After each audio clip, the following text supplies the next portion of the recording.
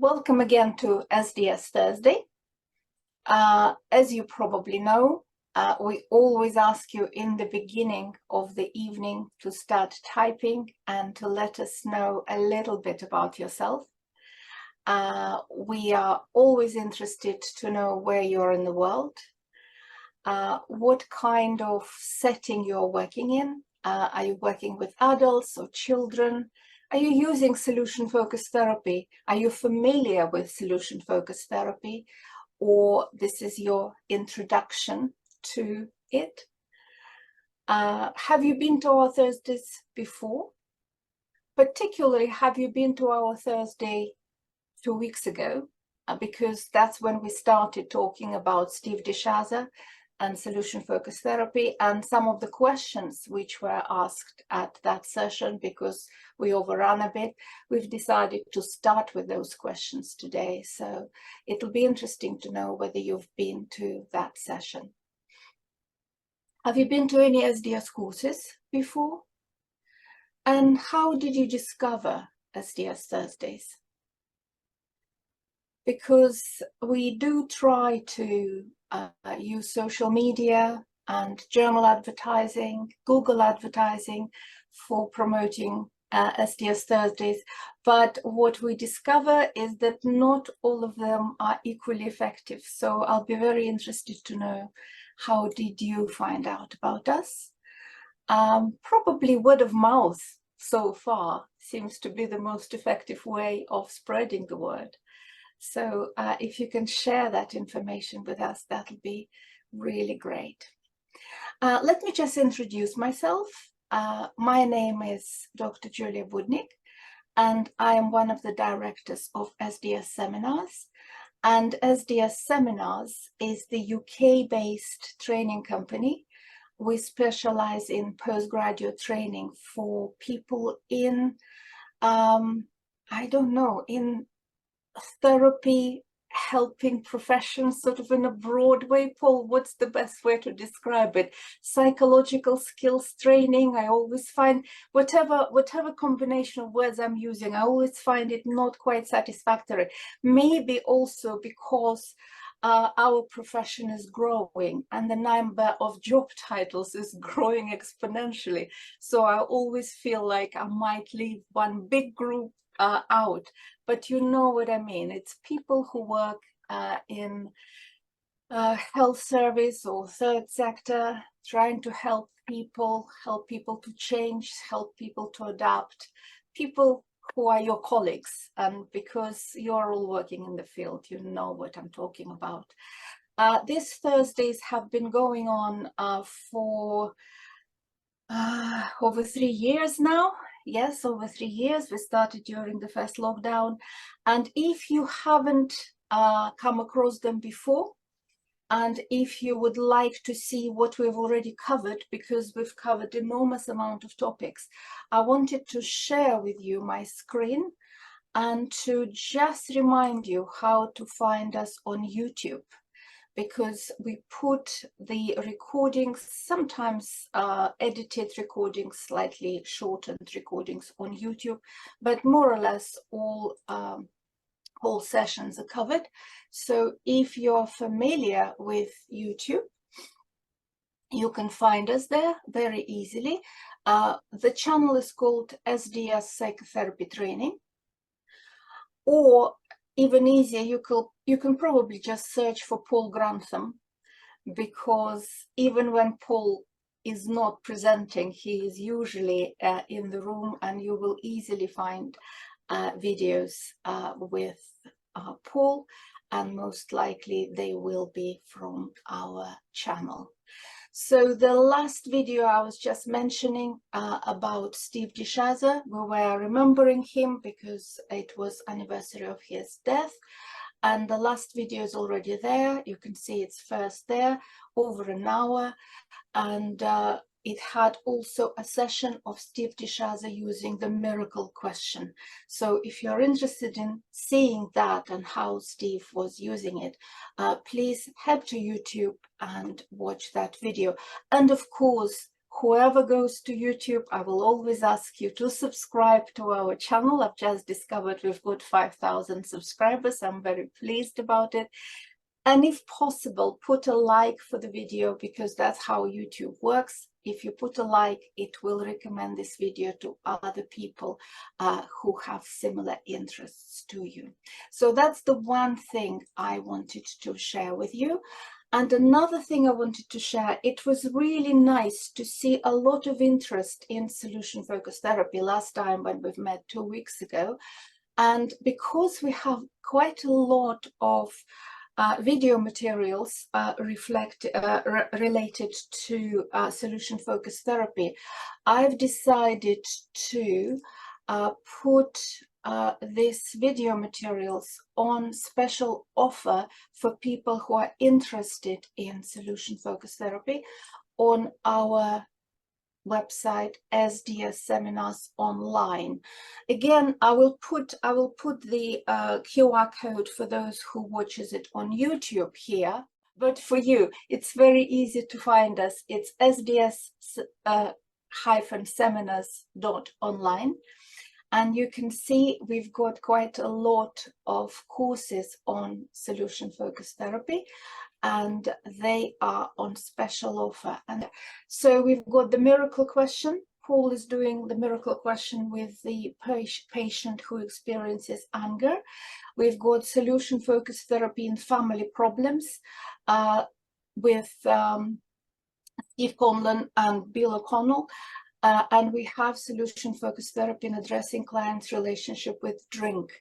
That was actually a very interesting session, because these sessions are with real clients, and we didn't even expect that that's what client was going to raise. So you see the real session unfolding in real time in those videos. And of course, we have a 2-day course on solution-focused therapy with Paul, and it's again on special offer. Almost £150 off. So yeah, head to SDS Seminars Online if you want to have a bit more training on solution-focused therapy. And now let me introduce our presenter today. It's the founder of SDS Seminars, Paul Grantham. Hello, Paul. Hi. And we want to start with the questions which were raised by our participants at the last session.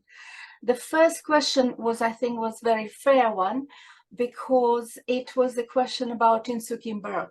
Although we were remembering Steve DeShazer because it was anniversary of his death, but I think when you talk about him and when you talk about solution-focused therapy, you can't forget his wife and work partner Insoo Kim Berg, because she played a crucial role in developing this modality and also spreading it. So can you please start with telling us a little bit about her, please? Yeah, well, she trains separately from her husband, but they came together at quite an early stage in their careers, really. Got married, I think, within a year or two of meeting, and near enough everything that Steve DeShazer published subsequently in terms of his books, certainly, tended to be joint authored with her. And I think it's a fair point that's actually been raised, because people obviously refer to DeShazer all the time, but they do not refer to the same degree to Insoo Kim Berg. And I will be honest with you, I think that's partly a reflection, yet again, as we so often see in history, of how the male promoters of a particular idea or a discovery tend to end up being the poster childs of the actual thing that they've discovered or developed, and that the female workers who were involved in that tend to end up in a secondary position. And I think I'm not just saying that, I think there is some truth about that with Insoo Kim Berg. And let me just say a little bit about where I think her role actually comes in. I should add, by the way, that although I have met and talked with and trained with Steve DeShazer, I have never personally met Insoo Kim Berg, although obviously I have seen her operating in videos, and also I've read I've also read some of the things that she's published by herself as well. So what are my thoughts about what her contribution is? So this is a purely personal interpretation. I think in many ways, I think de Chazzer is largely the creative thinker in solution-focused ideas. And I think that Insoo Kim Berg, in many ways, is the person who formalized a lot of those ideas, and also provided, in many ways, a theoretical presentation of them, so that there was a theoretical underpinning to them. I think that de Chazzer had a general skepticism about theory, at a certain level at least, and I think that he saw theory as just a lot of words, but that basically these were often words which reflected values which are either helpful or unhelpful. He was very influenced by Wittgenstein, and so not surprisingly the influence of words and what their meanings were came to him. But he was very reticent about trying to explain solution-focused therapy basically in psychological terms. Whereas I know that there's a greater inclination in Insoo Kim Berg to actually do that. And I think that is part of a broader role that she actually had with solution-focused therapy, because I actually think that she played a key role in its promotion and dissemination. And also, I think in many ways, and this was reflected in the way she wrote about it, I think it was very important to her that it was seen as a serious, authoritative, theoretically based approach to helping people change. And to be honest with you, I'm not terribly sure that Steve de Chazzer was happy or interested in that at all, to be blunt. So I could very easily envisage, although this might sound heretical to say it, I could very easily envisage Steve de Chazzer beavering away all of his life as an absolutely excellent therapist in Milwaukee, but maybe publishing some books. I think he was a natural writer, but where they wouldn't have been involved in anything like the promotion and the distribution of those ideas without her. So that's where I see her primary role as actually lying. She has some phrases which are used within solution-focused therapy, and I've certainly borrowed on occasions. One of my favorites is there's a general emphasis, as many of you will know in solution-focused therapy, to focus on what works, and to focus on movement in the direction that the client wants to go in, but not to concentrate on obstacles or objections, really. And there's a number of ways in which that's actually handled in solution-focused therapy. But one of my favorite expressions that she actually uses when clients come in and want to be negative, is to basically say, I'll come back to that later. And she doesn't. And by the time that dialogue has developed further, to be honest with you, the client is not interested in coming back to it either by that stage. But yeah, I use that. That's one thing that immediately comes to mind in terms of some of the specific language she uses. But I think primarily she's there, from my perspective, as someone who has attempted to lay a greater theoretical foundation for it, and also to distribute and promote the ideas. Yeah. Yes, and as you mentioned before, they obviously were, I don't want to use the word soulmate, but as in working together, they never got tired of each other because they worked together during the day. Then they watched the video in the evenings and discussed their clients during the evening, and then started again next day. I just want to quickly share the screen and show you the picture, a nice picture of Dishaza with Insoo Kim Berg. And I'm very glad that we decided to start today with that and actually give her justice and remember her, because it was definitely a therapeutic partnership. It definitely wasn't two individuals. It was a therapeutic partnership. So I'm very glad we remembered that. And the other question was, I think it's an interesting question because it started with mentioning single session therapy. But I want to make it a broader question, because lots of therapists, single session is one example, CBT generally, and many other therapeutic approaches seem to have borrowed quite a lot of ideas from solution-focused therapy, but not necessarily often attribute or mention that these ideas were first developed with solution-focused therapy. What is your view on that, and how should we react to that, to this development? Well, I think there's quite a lot of fairness in saying that. I think it's a bit of a mixed bag in terms of how often a therapeutic approach actually gives credit to the thinking and the ideas that came before it. Particularly, can I hasten to add, if that thinking and those particular ideas were from a different modality. So there is an expression that I don't know if people are familiar with it, but which I feel is one that's worth mentioning, which is a phrase which is building churches on pagan sites. And that phrase, building churches on pagan sites, is actually a description certainly of what the early church did in England. In order to encourage people to come to church, they built churches on top of places that people were already worshipping at. So it was easier to get them there, basically. And I think that that often actually occurs within the psychotherapy field. Now, I'm going to say to some extent that I think that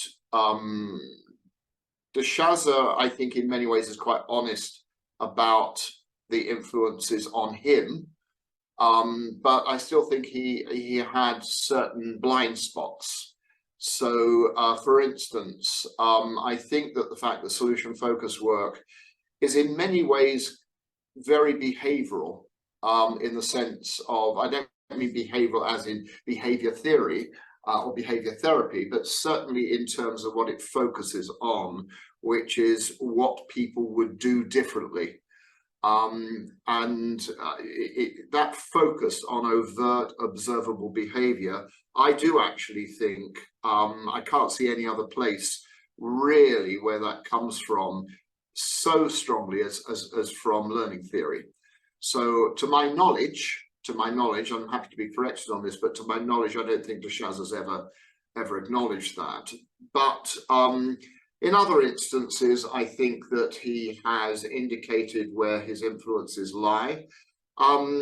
Does he do that more or less than other people who have taken his ideas and implemented them themselves? I think it's very variable, to be honest. I would say, for example, in single session work, I think that there are a lot of influences indeed from solution focus, but I can also think of key differences, but I wouldn't wish to negate the idea that it has been significantly influenced by it. I think, for instance, one of the things that's interesting in contrasting solution-focused work, for example, with CBT, is, in my opinion, with one or two exceptions, CBT does not have a lot to say about process. It's quite preoccupied with content. that's not to say, I think, that CBT therapists do not grapple with process questions when they're working with clients. But what I find quite interesting is I think that most CBT therapists, including myself, primarily learned about how to deal with process primarily through supervision.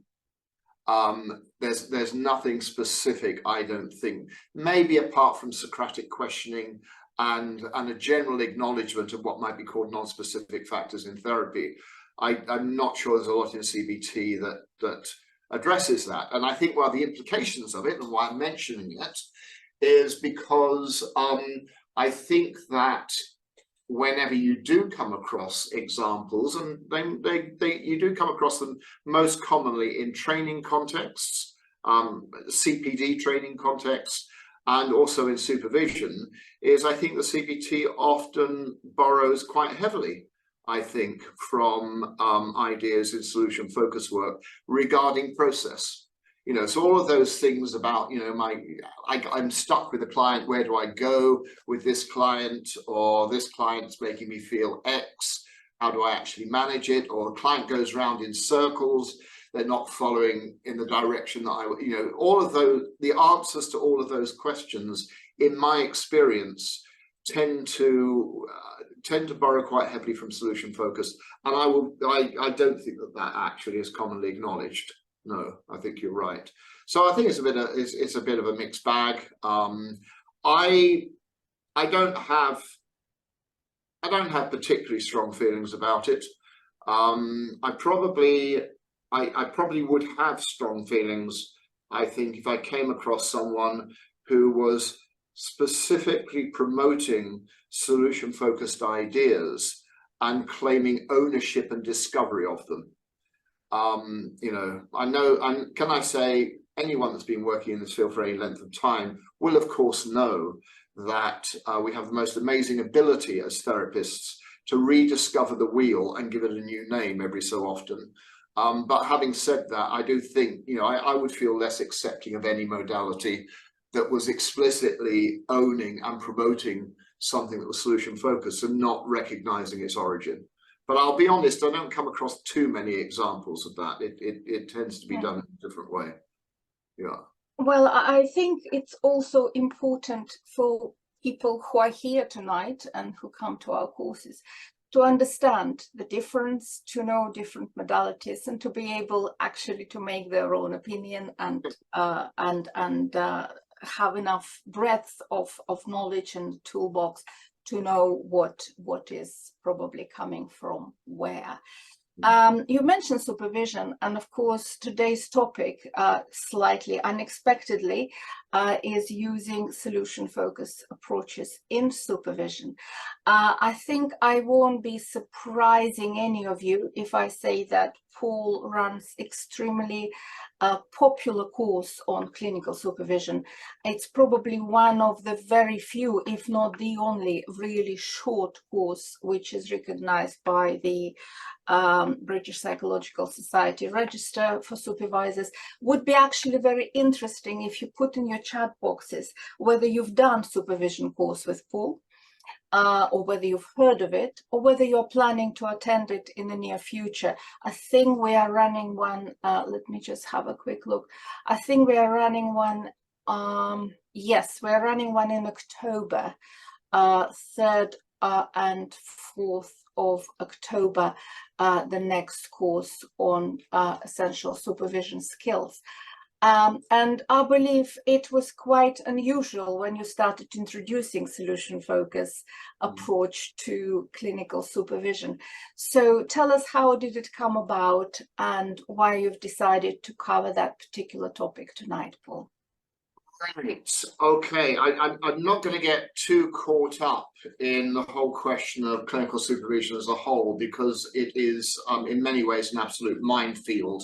And if you want to find your way through it and know about some of the pros and cons of different approaches, do come along to the course. But what I wanted to pull out this evening was one particular approach. It's not the only approach, obviously, to supervision. One particular approach, which I often think gets ignored and which has enormous value.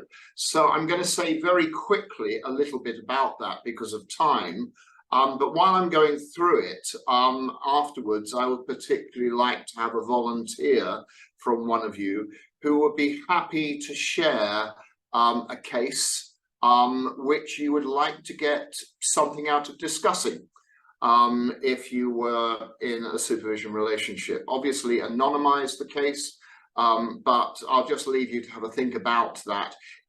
I think I'll just say about that, by the way, it does not matter not only what modality you work in, it does not matter even what field you work in.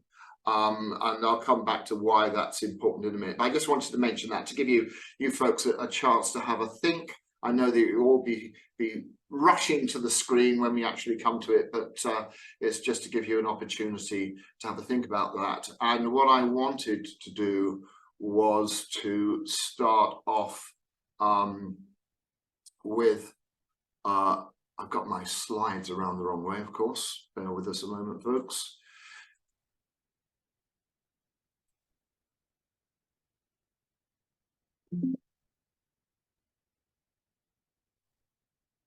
About that.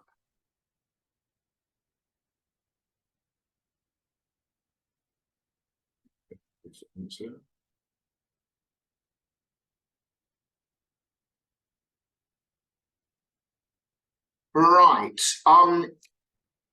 This is not the only way to conduct supervision, as I say, but I think it has certain advantages which are worth thinking about depending on the context that you're actually providing or receiving supervision in. And the first thing I just want to say is that I think a solution-focused approach to supervision is not just for solution-focused therapists. I think that there are lots of instances, obviously, where the style that a supervisor uses borrows directly from the modality that they're actually supervising in. But I don't think that is necessarily got to be the case with solution-focused approaches to supervision. One of its big strengths is, I think, undoubtedly, it allows cross-specialty, cross-modality, and even cross-professional supervision. So if any of you, for example, are supervising folk or have been supervised by somebody of a different specialty, a different modality, or even a different profession, and you feel either that there's not a meeting of minds, or alternatively, there's that, what I think is a very unfortunate assumption that somehow or other one person has to be converted to the modality of the other person in order for the supervision to work. This is another way forward which totally bypasses that. I also think it's a particularly useful approach to use for building supervisee confidence. So in that respect, although there's a number of contexts in which I would draw on this, I think undoubtedly I'm more likely to draw basically on using this style if I'm working with very inexperienced supervisees or supervisees who are quite self-doubting in terms of what it is they're actually doing, because I think I don't know anything better basically for building confidence in that way.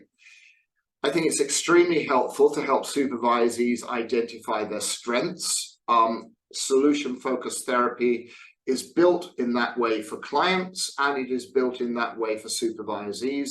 It is the exact opposite of what is called a deficits model, which is basically saying you help people to move forward by identifying what they lack and attempting to build onto it.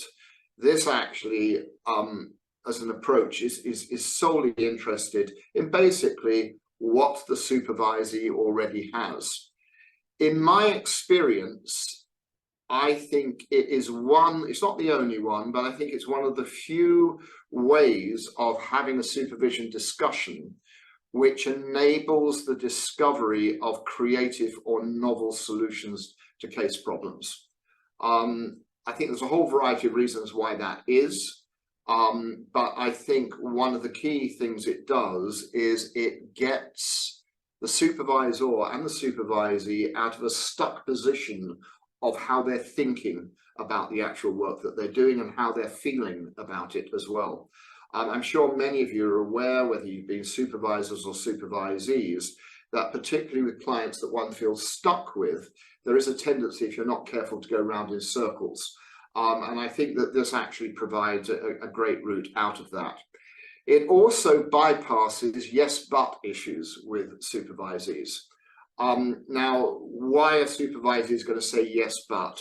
They're going to say yes, but because either an idea has been suggested to them by their supervisor, and they're sitting there thinking to themselves, yeah, I can see how this would be helpful, but I don't believe I can do it, but I don't think that the client's going to respond well to this, or whatever. Or you might be having a supervisor who uses an exploratory approach with the supervisee, and the supervisee has arrived at a particular idea about how to actually approach things. But the supervisee almost feels that they sort of know it in their head, but they don't feel it, they don't know it in their heart. They don't know that they lack confidence, I guess, in terms of whether they will put it into effect. And I think the solution focus helps basically an avoidance of that. And finally, it helps supervisees to focus on client outcomes. I think very understandably, a lot of supervision issues that tend to get discussed tend to focus on process issues. And they focus on process issues because that is what supervisees want answers to. You know, they feel stuck, they don't know what to do, there's something that's happening with the client, and so on and so forth. And although I think that solution-focused approaches in supervision work almost exclusively, actually, with the process that's going on between the practitioner and the client, I think that a sort of unique element within this is to focus on where they're trying to go to with the client, rather than looking at the process almost in a cocooned bubble.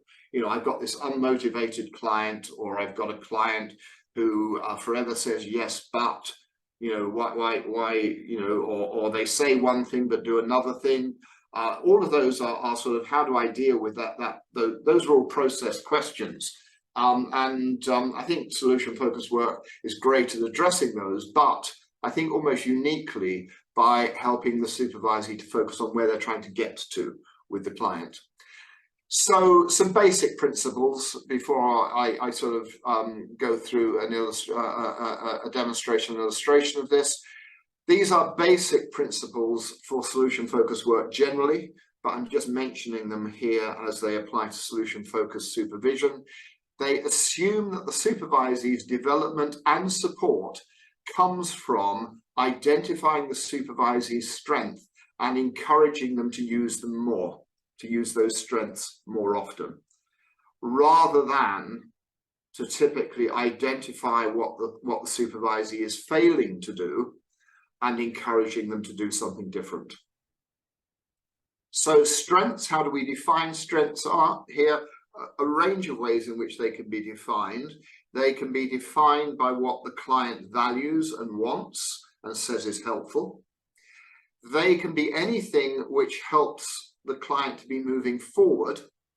And this is, I think, a really, really helpful idea therapeutically, which is also usable within a supervision situation, is I'm always very interested in what it is that the practitioner's doing, which is stopping things for the client being even worse than they are.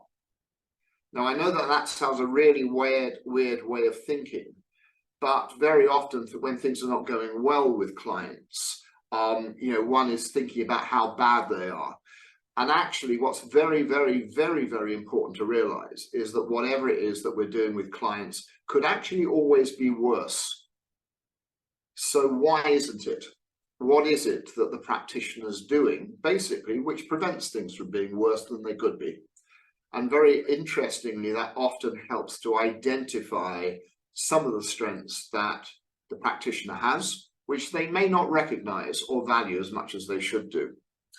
It also, as an approach, because it is so outcome-based, invites the therapist to articulate their preferred future in terms of being a good therapist, or as good a therapist as they can possibly be with the client. I think again, this is really what I've reiterated about outcomes, really. But the reality is we're trying to do work with our clients in order to make our clients' lives better, in order to help them to function more successfully, to be happier, whatever. And it is very easy to lose that outcome, particularly when you're with a stuck client, or you feel stuck with the client. Very easy to lose sight of where you're actually hoping to go, because you're so preoccupied with the obstacle. And it also uses scales and circular questioning as a style, and it is not didactic. So there's not, just as there is nothing, well, actually, it's strictly speaking not true. There are some elements within solution focused work which are about giving task or instruction. But generally speaking, solution focused work is a questioning based style. But it is, I would argue, exclusively questioning based when it's used within a supervision context. So there's nothing here ever about basically telling the practitioner what to be doing in order to solve the problem.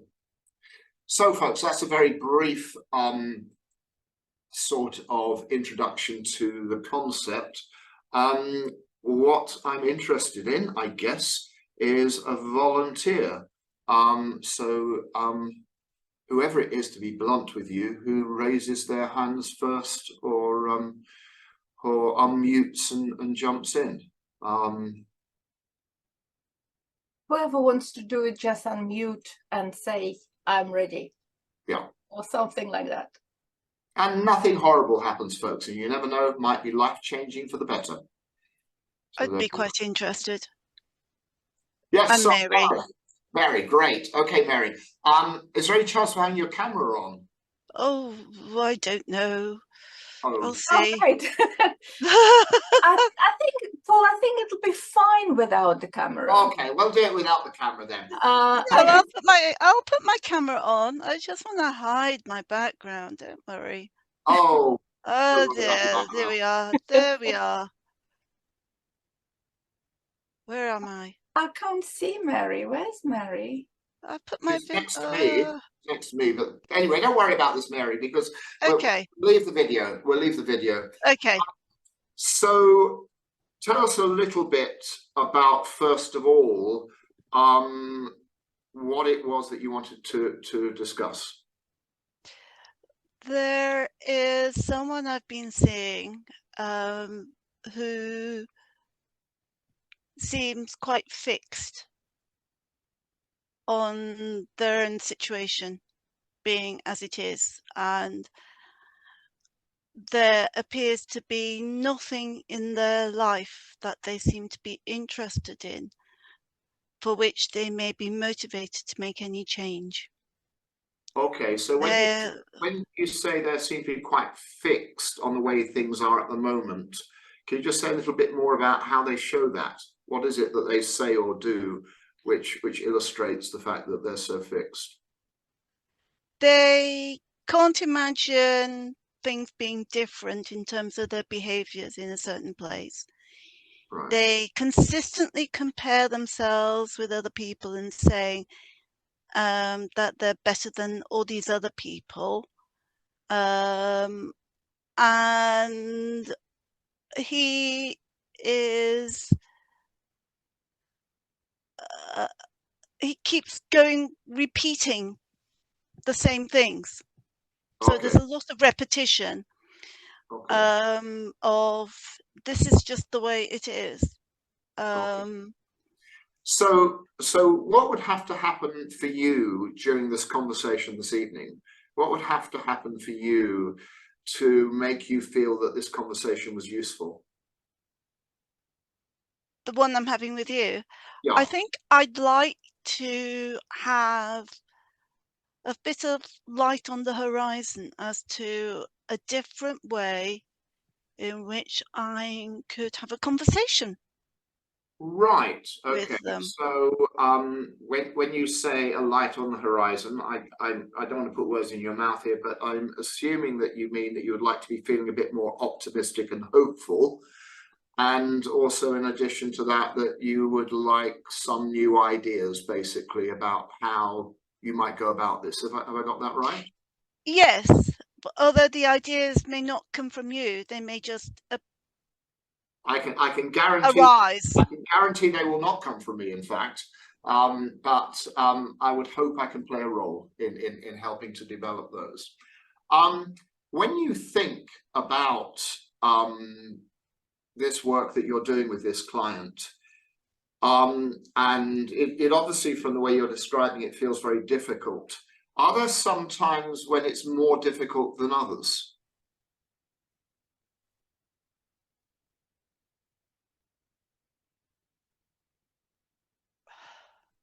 Or is it all equally?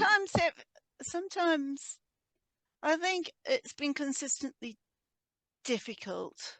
Okay. Sometimes I'm not sure what's going in. I'm not sure what they understand. Okay. Okay. So it feels like it feels quite monolithically difficult then. It's that these the way that you're actually feeling about this and feel stuck with this particular client. How do you feel about when you're due to see them? I'm not looking forward to it, Right. but Okay. I feel like I sometimes feel like it I'm not actually helping, and I might actually be creating more resistance. Right. And want to actually, my tendency is to think, well, actually, I want to back off a bit and just let things dribble through and allow time for Okay. things to percolate. So presumably that idea that you might be doing things which increase resistance is something that strikes you on particular occasions. Yes. Okay. So what do you think you're currently doing that's not that? Because if you okay, from what you're saying, if I understand this, you will have been saying or doing something with this client and you think to yourself, oh dear, I might have actually made things worse there. I might have, they may become more resistant. And I'm just interested in what it is that you do with the client which don't lead you to think in that particular way. What things do you get involved with the client where they don't leave you with that thought and feeling? I think the one time when I seemed to actually make some kind of breakthroughs, I saw it, they had a tattoo with Arsenal on their arm. So I got to talking to them about their interest. And they really lit up at that point and they could open up and talk to me. Right. Okay. So one thing you've discovered then is that they light up and they start talking more when you start having a discussion with them about their interests. Is that fits? Yes. And are there any other things that any other instances where you've noticed that, or has it basically just been regarding football? It was about football and the team they support, but when you the thing was, this was incidental because when you ask them about what they do, what they like to do, they don't actually give you much to talk about. So their life consists of shopping, having a meal, drinking beer and smoking. So, in a sense, And that wasn't that doesn't give you an awful lot. Are you interested in anything else? Have you ever been interested in anything else? but And they all, am I right in understanding here that when you were able to have a conversation about the client's interests, it came off the back of something that you noticed rather than you asked about. Is that fair? Yes, that's right, indeed. Okay, okay. And are there other things that you've noticed about this particular client? Not really. There isn't a lot that he gives away. Right, okay, okay. So when we're looking at working with this particular client who's clearly very, very challenging, and you were to think about how successfully you're working with them at the moment on a scale of 0 to 10, where 10 is unimprovably perfect in the way in which I'm working with them, and 0 is we might as well grab somebody off the street to do the work rather than me. Where would you place yourself on a scale of 0 to 10? More like 1. 1. Okay, okay. So can you, I mean, I can clearly see that you know, and you clearly shared as well about the difficulties of working with this particular client, and that's why you rated yourself at 1, and I can understand that. Can you just explain why you rated yourself at 1 but you didn't rate yourself at 0? Why was it not? You didn't go right to the very end to 0, and I'm just interested to know why you didn't do that, or why you went for 1. Because I've managed to avoid any arguments and outright confrontations with him. Right. Okay. Okay. Well, that's really interesting. What have you done to do that? What have you done to be able to avoid conflict and confrontation with him? I don't press too hard. Right. Okay. I move on to another subject. Right. Okay. And I try to focus on the here and now rather than looking elsewhere. Right. Okay. Because he always likes to displace and compare himself with people who are far worse off. Right. Okay. And I'm trying to focus in on him separately from all the people that are worse than him. Right. Yes. Okay. So the fact that you don't press hard, the fact that you move the conversation on whenever it feels like it might lead to conflict, that's something that you're, from the sound of it, you're quite good at spotting and being able to change tack accordingly. Is that fair to say? Well, I'm good enough to notice them. I don't know how good I am sort of on a absolute scale, but I've managed it so far But with this particular person. Yeah. Is it fair to say that you're good enough to ensure that you're not a 0?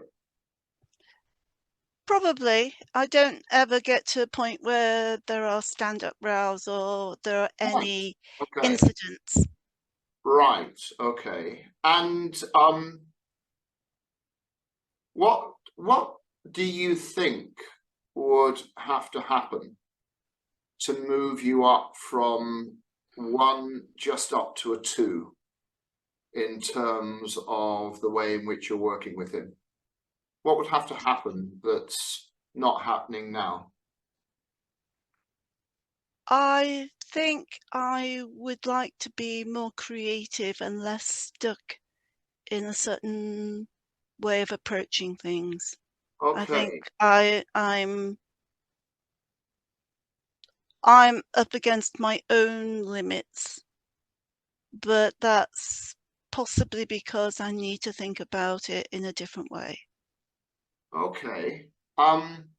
So I was gonna ask really, what if I was a fly on the wall while you're doing this work with this client, and you were working in a slightly, because we're talking about only moving you up to 2 here, and if you were working in a more creative way, what would I notice if I was a fly on the wall, which would lead me to think to myself, aha, Mary's operating at a 2 rather than a 1 here in terms of being creative. What would I see you doing differently?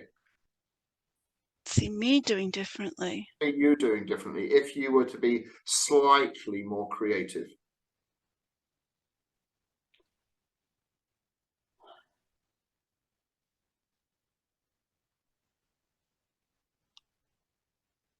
I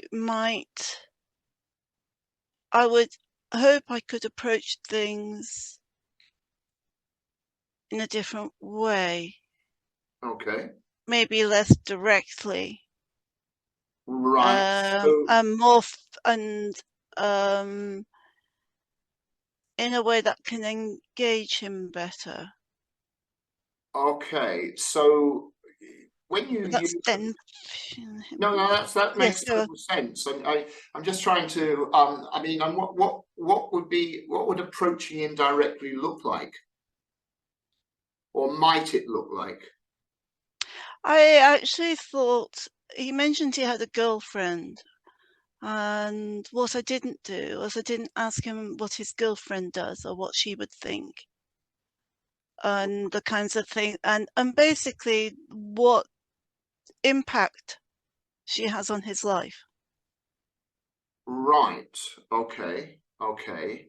And so one thing that you could do if you were to be slightly more creative would be to be slightly indirect. And an example of that would be to ask him about his girlfriend and the impact that she has on his life. Is that fair to say? Explore that, yes. So maybe ask what they do together, what kind of Right. Okay. joint interests they have. Right. Do they do things that are different from his normal day Okay. to day? And if you were to do that, you've presumably got some picture in your head about how he might behave differently as a result when he's with you. How do you think he might behave differently when you took that, if you were to take that approach? He might open up a bit more about himself and the things he does and the things he enjoys. Right. Okay.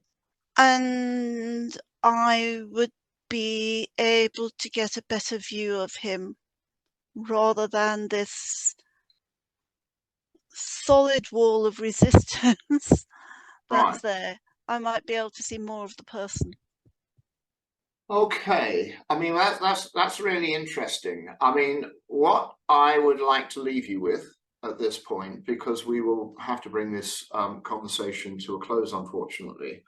What I'd like to leave you with are 2 ideas, both of which have come from you, as promised, but I think that they're important ideas to emphasize. I think the first thing that I would want to do is to encourage you to have a closer eye on what it is that you're already doing which prevents potential conflict increasing. You've already got some ideas on what it is that you're doing. You've mentioned about changing topic and not pushing and things like that. But I'd like you to keep a closer eye on what it is that you do. I don't want to use the word diffuse because it makes it sound like there'll be some sort of big thing that occurs, but that's something that you do which prevents what would undoubtedly, and I think you quite rightly highlighted, a very unproductive downward slope to go in, which would be to get into conflict with him. So I'd like you to do that just to see what you notice, basically, in yourself in terms of what you're already doing. Mm-hmm. And the other thing would be the next time you actually see him. When are you due to see him again, by the way? I hope I'll see him tomorrow. Wow, right. Well, this is great. So on the basis of that, I would say to you, try out that particular idea that you've mentioned about approaching indirectly, and doing that by beginning to explore his experience in connection with his girlfriend and the impact she has on him. And for you to keep a close eye on the very small changes in him when you do that. Okay. And I am forever, can I just say genuinely, I am forever interested to know how that turns out. So, you know, if you could drop us a line, doesn't have to be anything long, but just drop us an email after you see him. I'll just be interested to know what changes basically as a result of that, because both of those things are different in a way, aren't they, from what's been occurring so far. And it'll be quite interesting to see what effect it has. Yeah. Thank you. Okay. And can I just say thank you very much for putting yourself forward on this. It's the first time I've ever addressed a supervision question without actually directly seeing the person. But thank you for opening your mouth readily for that. And that was really helpful. Thanks. And can I just say, folks, well, thank you. Can we just have a bit of a round of applause for Mary in this, in terms of putting herself forward for it. Thanks very much indeed.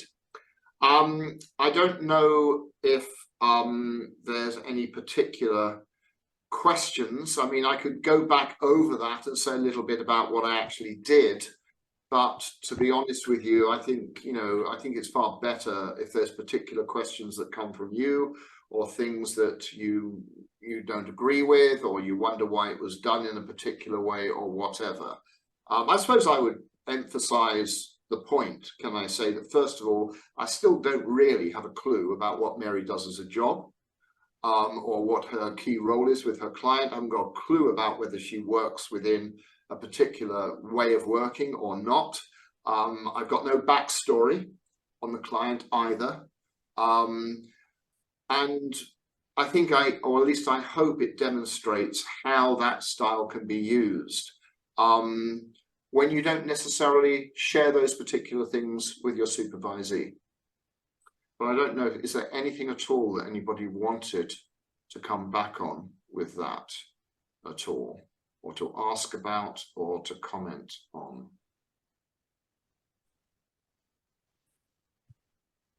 Or if you don't want to.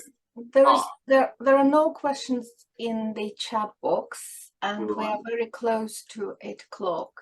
Okay, sorry. So I think that might explain certain reluctance in starting a big conversation. But as I said, we will be putting this video on YouTube, obviously no names and so on. So if you have any questions when you rewatch it, please feel free to ask them. For now, I just want to bring it to a close. I want just to say we're meeting again on the 5th of October, and it will be a topic: are you trying to build your client's self-esteem the right way, or have you missed the right approach?